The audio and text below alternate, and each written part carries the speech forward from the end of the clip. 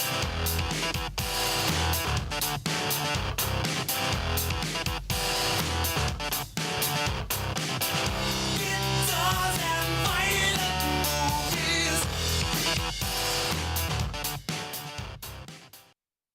everybody, and welcome to the winter edition of the Kinnelon Voice.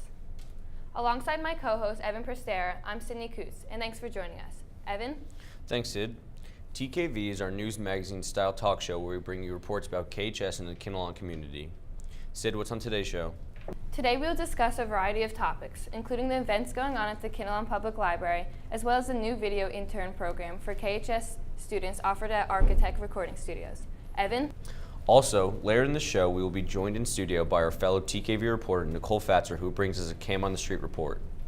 We will also bring you stories about community members, including a student spotlight about sophomore Maddie Roberts and her experiences as a competitive figure skater.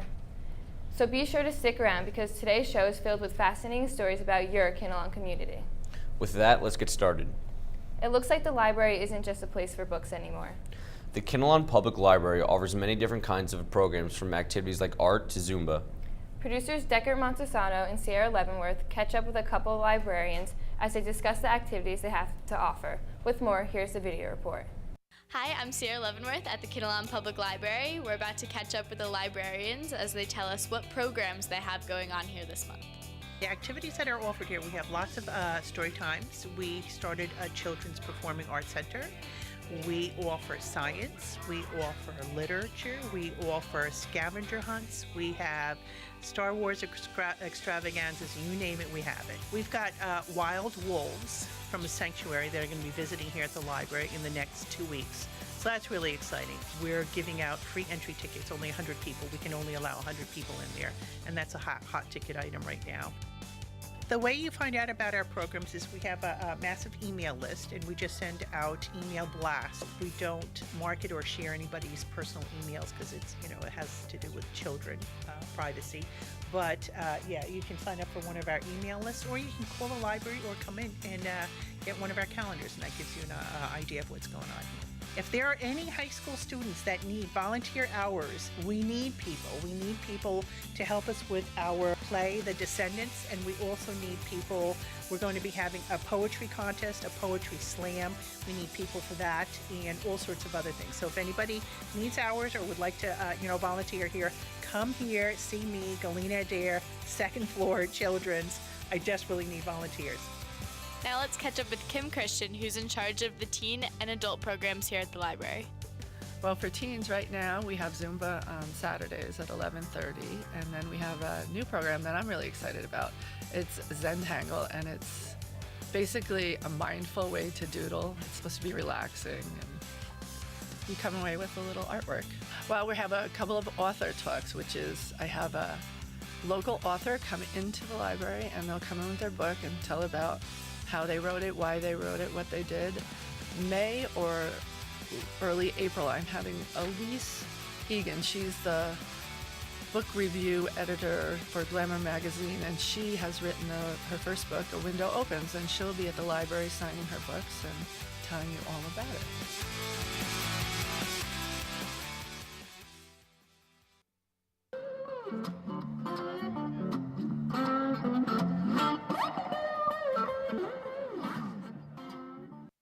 So make sure to swing by the library for all of these activities. Sid? If you don't have anything to do after school one day, be sure to stop by for a fun and exciting activity. Moving on now to a very important story, and be sure to listen in because this applies to everyone. Sid? As winter is in full effect, it is important for KHS students and staff members to focus on their healthy behaviors. Especially during this time of the year, practicing healthy habits can help you avoid getting sick. Evan?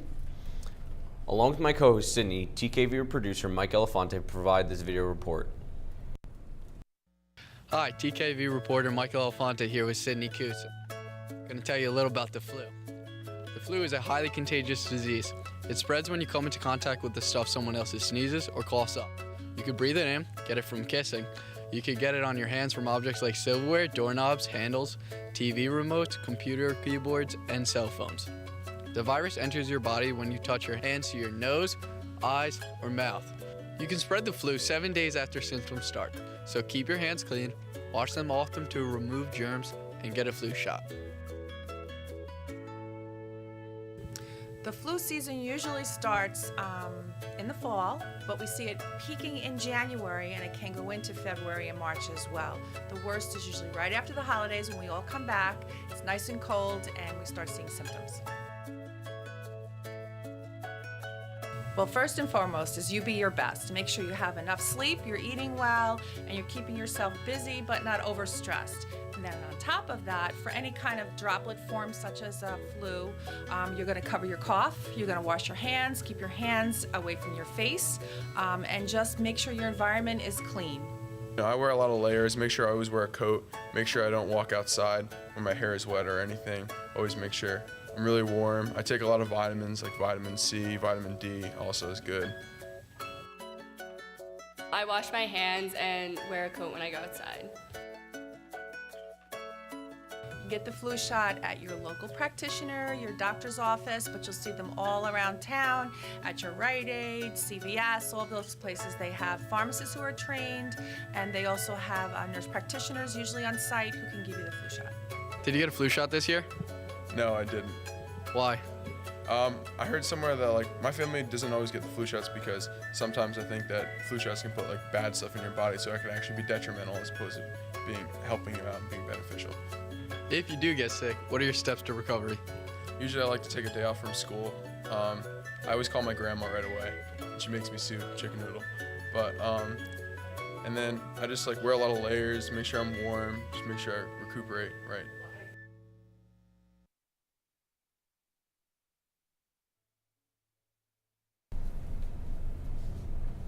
Nice job, Sid and Mike. Thanks, Evan. Changing gears a bit.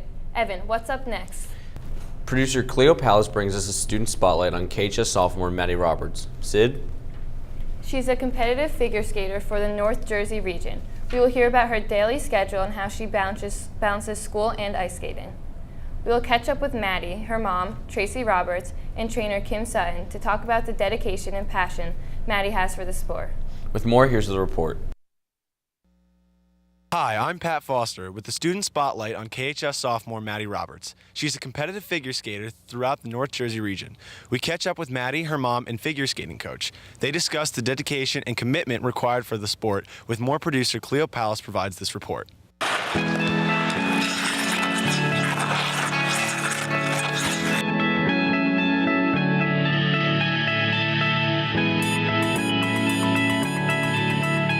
Hi, I'm Maddie Roberts. I started skating at 3 years old. My grandpa made me wanted to skate because he taught hockey and he encouraged me to skate. I think Maddie showed interest. Well, when she was 3 years old, her grandfather and her uncle took her to a rink for the first time. And her grandfather's a college hockey coach and her uncle was college level hockey, so it was just inevitable that Maddie was gonna get on the ice at some point. Both Maddie's coach, Kim Sutton, and her mom, Tracy, comment on the time required and how they balance their schedule. Sometimes I skate in the morning before school, and then after school I practice too, and then I do homework after practice at like 8 o'clock at night. It's a second home. 40 hours in the summer Maddie is here, and about 20 to 25 hours during school. She's here about every day, and she also skates before school 1 to 2 days a week. We're up at 4:30 in the morning and she skates before she comes to school.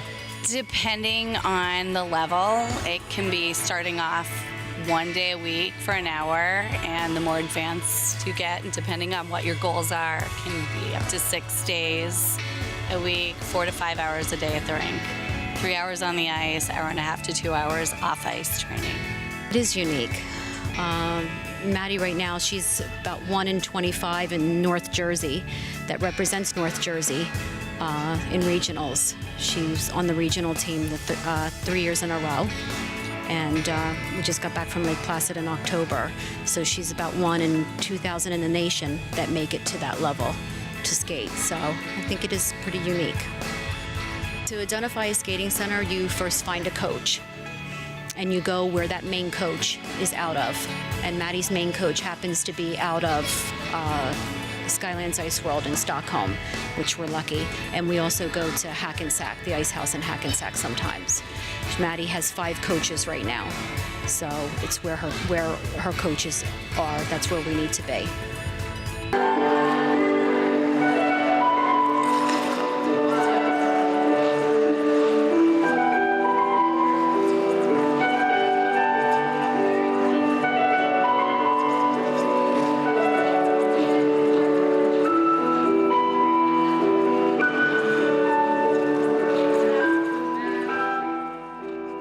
to describe skating is cold.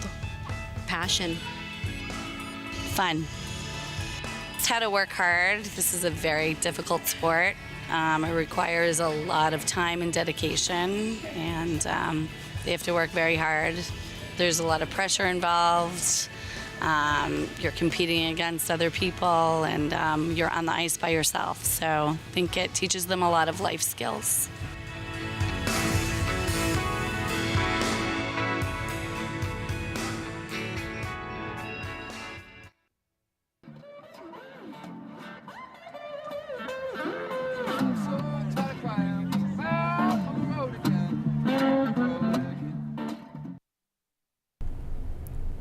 Maddie also teaches skating divisions. She hopes to continue with her skating career and start to coach more hours in the upcoming years.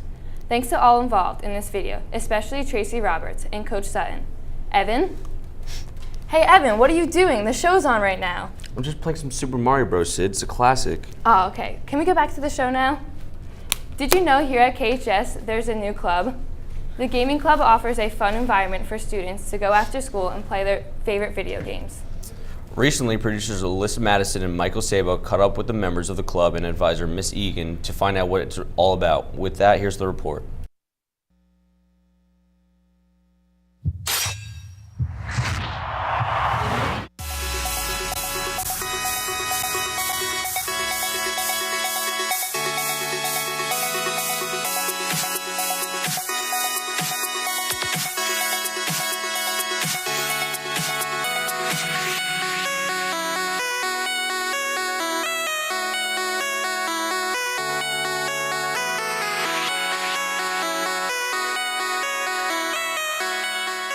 The game club is about playing video games, having fun with people who also like playing games, talking about video games too, and maybe even making a new friend.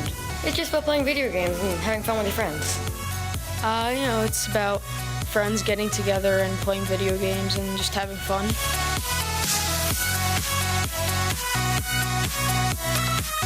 I mainly created this club to give kids a place to come to after school and just kind of like kick back and relax, because I know there's a lot of kids who, when they come home, they don't really have time to relax anymore because of homework. So I figured if they stay after school and play games there, then they don't really have to worry about it that much. Go to left.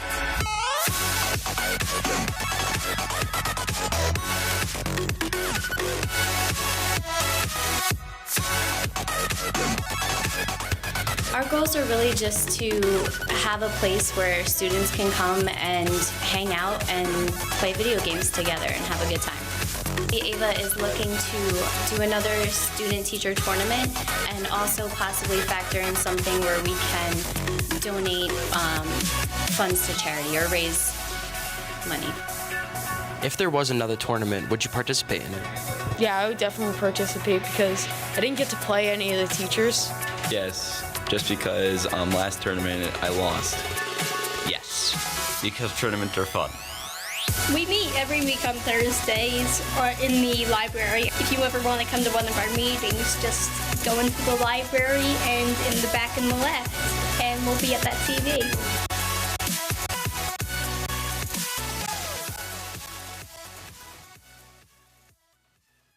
Even though the club was introduced this year, so far it has been successful and they are looking to become even bigger. Evan? Changing gears a bit, we are joined in studio with TKV reporter Nicole Fatzer. Sid? Hey Nicole, thanks for joining us. I understand you and your cam operator, Christian Bellini, recently did a cam on the street. Tell us a bit about it. Hey guys, thanks for having me on. For the cam on the street, we decided to ask some students and faculty members a few spontaneous questions about winter to see how they would react. Some of the reactions were very entertaining. Here's the TKV Winter Edition Cam on the Street. We will be right back. Hi, this is Nicole Fatzer, and behind the camera is Christian Bellini. This is Cam on the Street. Gloves or mittens? Gloves. Mittens. Why? I have more access to my fingers. I have less access to my fingers. What? Gloves or mittens? Mittens. Why? Because they're cozy. Gloves. What kind of gloves? Texting gloves. Why? I text my friends. Gloves. Why? can use my hands. For hot chocolate, with or without marshmallows? With. Without. Why? I like marshmallows. I don't like marshmallows. Without. Why? Because it's not good with marshmallows. With marshmallows. Why? Because they're good. Why are they good? They're sweet. With. Why? Because they taste really good. They add, a nice little garnish to the hot chocolate. Without. Why? Because, hot chocolate doesn't need marshmallows. Marshmallow. Oh, dude. What's your favorite winter activity? I don't know. What do you do in the winter? Skiing. Oh, is this an actual thing? Ice skating, I guess. I don't know. Why? Because I'm not really that good at fishing. Definitely ice fishing. Why? Actually, where I reside, there's a couple ice fishing tournaments through January and February, although this year it's not looking that great. And you can win like augers and fishing tackle, so ice fishing. What's your favorite kind of soup? Chicken and rice. I'm allergic to the noodles. Ooh.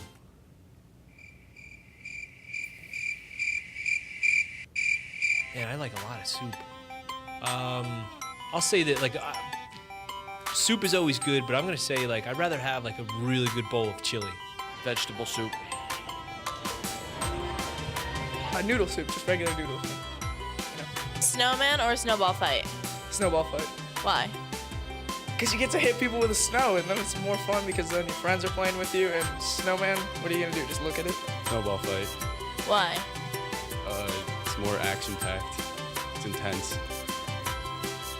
Snowball fight. Why? Because I get to hit people with snowballs. You wanna build a snowman? No, because there's no snow. I'm not a big fan of cold weather. No, Why not? because I don't have time for that. What if nothing exists and we're all part of someone's dream? What kind of question is that? This question. I don't know. It's just hard. I don't know. I don't know. I have no idea. I don't know how to answer that. Well, then that person's very creative. Nothing matters.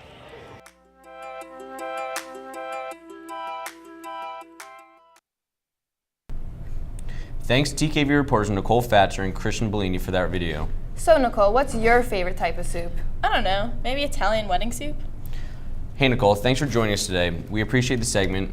Sid, what's up next? How would you like the opportunity to work in a Grammy-nominated studio and develop a close friendship with the many talented musicians who will work alongside you? Do you want the opportunity to make a high-quality video in a fun and professional environment and learn important life skills along the way? Well, Architect Music over in Butler is offering a student intern program to anyone who's interested. And yes, we did say it's a Grammy-nominated studio.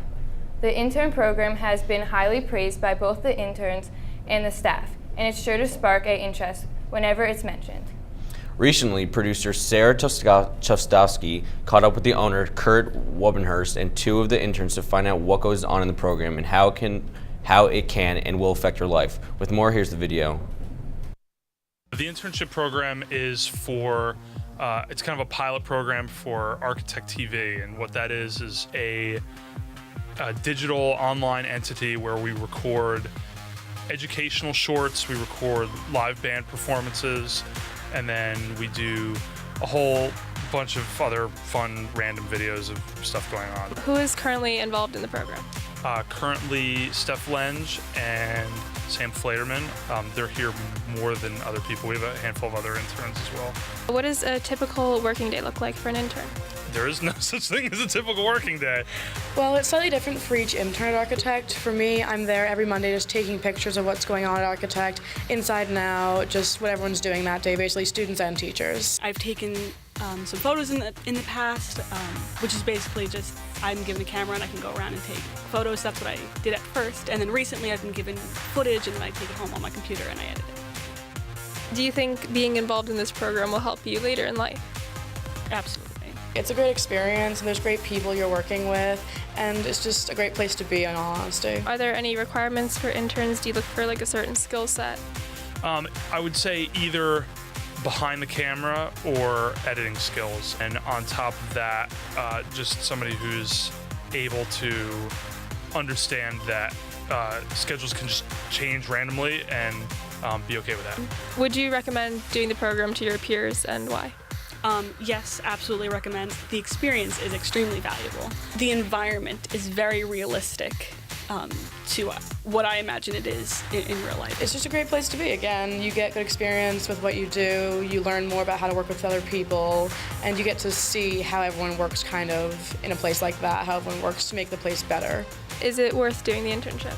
Absolutely. I think the experience is extremely valuable, and I get to meet a lot of awesome people, and it's really fun. In general, just really fun. And what is your favorite part about working at Architect? The people are awesome. Absolutely awesome. Like, I guess the shenanigans, because the people are so cool. So when I'll be sitting at my computer, at one of the desks, and I just like hear everyone interacting with each other and making jokes, and the environment's really very, very professional, but at the same time, everyone's really good friends with each other, so that's awesome. Definitely the people. Just being around people I love, doing what I love. It's just a great group there. There's not a single person I'll ever get bored of being with there.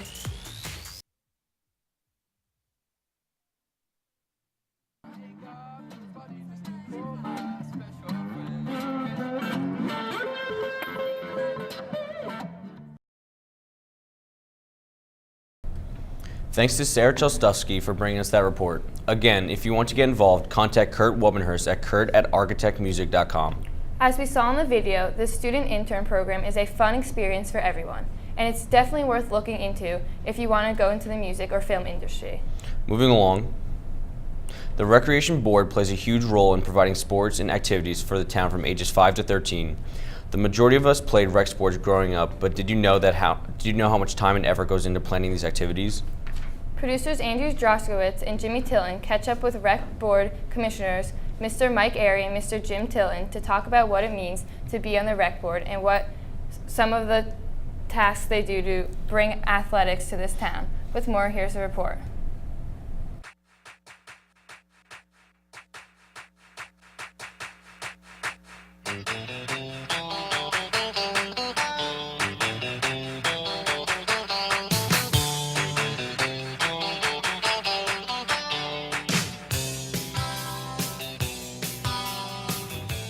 I've been on the program about 10 years now, a little over 10 years. Since then, a couple things. One, and probably the most important, is we've taken the baseball program from just a very, very small, fragmented program into probably the biggest program in Kinnelon. Being on the rec board is basically it's a 5-year term. And you are selected by the rec board. You're interviewed, and then the rec board votes on you, and then they make a decision to bring you onto the board. You meet once a month. During that meeting, you talk about a couple things about the season that you're in, whatever the spring, summer, or winter, fall, how that season's going, whatever sports are being played, any issues, any parent issues, public issues we need to discuss. And then the second part of the meeting is planning for the upcoming season. Join the rec board and help kind of build the program and put more emphasis on the baseball program in town to make it better for the kids involved, and to improve our field conditions, improve our equipment, improve the coaching experience, improve the playing experience for the players. That was the focus from our perspective. I love the interaction with all the kids. To me, the experiences I had from a coaching perspective, were some of the biggest thrills of my life, and I wouldn't trade that for anything. It's definitely volunteer, but like I mentioned earlier, you are elected to the board. Being on the board itself isn't a lot of hours every week. It's a couple hours. It's phone calls, maybe some emails, things like that. It's stopping by programs to make sure that they're running okay, and just generally overseeing the programs. That's sort of how you become part of the board, is that you are someone that's heavily involved in the rec sports, typically coaching. I joined the board because my son was heavily involved in all the recreation programs. I was asked by the board to come by to a meeting, but they saw me as someone who was heavily involved in the sports, volunteering my time. So they asked me to come in, they interviewed me, they discussed what involved, and I was all for it. You know, I was all about trying to make the programs better. Earlier, I think for me, joining the rec board was about making a change, to the programs. The rec sports in town require a lot of dedicated folks to make it work properly. And I think my focus was to help, one, bring more dedicated coaches into the program so we can help stabilize the platforms and hopefully build a better brand for our kids.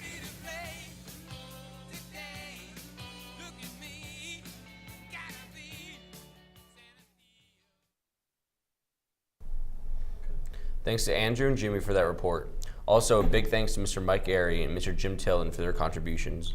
After 10 plus years, Mr. Mike Airy and Mr. Jim Tillon decided to retire from their positions on the rec board. Thanks for all their contributions. Evan? For our final report, we bring you a video about the recent achievements made by two of our very own KHS staff members. Sid? TKV reporters Greg Popovsky and my co-host Evan Prestera catch up with KHS counselor Mr. Buser and KHS math teacher Mrs. Bagarosa as they discuss their recognition in the KHS community. Here's the video report.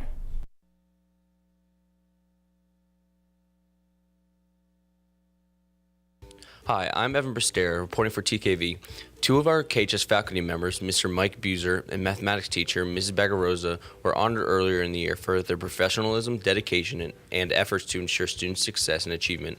I catch up with our principal, Mr. Suda, as he discusses these achievements, including the award process and the criteria involved for the program. The two awards, one is the Governor's Teacher of the Year Award, and the other one is the Governor's Educational Professional of the Year Award. The first is self-explanatory with the Teacher of the Year, and then the second is an educational professional, someone in the field outside of the exact teaching realm who contributes to the school. For both awards, I as a principal sent out nomination forms to everyone in the school. All faculty and staff received their nomination form with the criteria. So colleagues amongst the school, within the school, nominated their fellow teachers and educational professionals. So we went through all the teachers, the nomination forms, read them, discussed them. Then we went through all the educational professionals, did the same reading and evaluating them based on a rubric, totaled up the points, and declared two winners, one on each side. First, Mr. Buser, as the award winner for the service professional. I mean, that was just a testament. It was a tough field. There were many people nominated, and he ended up with the most points. And in the case of Mr. Buser, it's well known how much the kids have him. You know, he embraces students, and you know, he's heavily involved with our school, and he just has done an incredible amount. And I'm amazed as a new administrator here to watch him conduct himself with students, with parents, with community members, and you know, he's truly a special counselor, and that's evident by, you know, the nomination and our decision and how he ranked within the rubric. The second is Miss Bagarosa, and in the math department, I mean, she has such. She's held in such high esteem of meeting the needs of children at every level and working with her colleagues, and someone who's passionate, who cares about education. So that came through the nominations and through the rankings also. I also sit down with Mr. Buser and Ms. Bagarosa as they discuss their awards.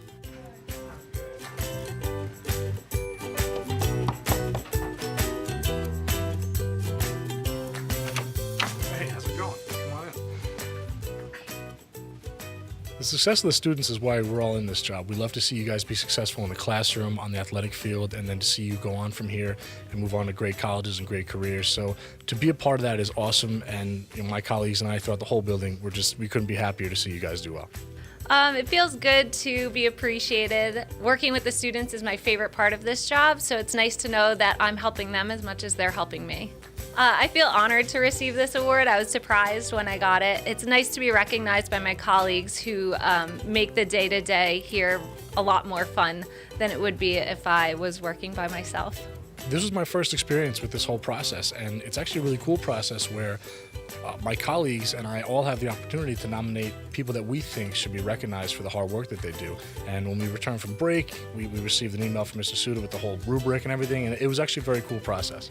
I was blown away, really. I was not expecting to be nominated, and when I was told that I was the recipient of this award, I mean, I was on cloud nine. I felt great, really. Going into the weekend, it was just tremendous. I enjoyed it. It was all celebratory. It was awesome to share it with my friends and my family, and it just feels great to know that the colleagues that I love and respect here really appreciate the work that I do, and likewise, I could not do it without them. So it's just an honor.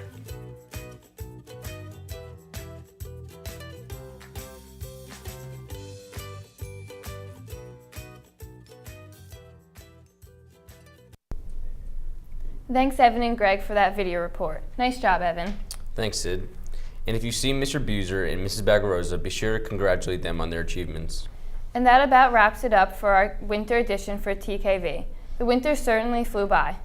Thank you to all of those who took the time to be interviewed for our show, and to all of those involved in the production of these reports. Be sure to check back in a few weeks for our spring edition of the Kinnelon Voice. For Sidney Coots and all of those involved behind the scenes, I'm Member Sarah saying so long.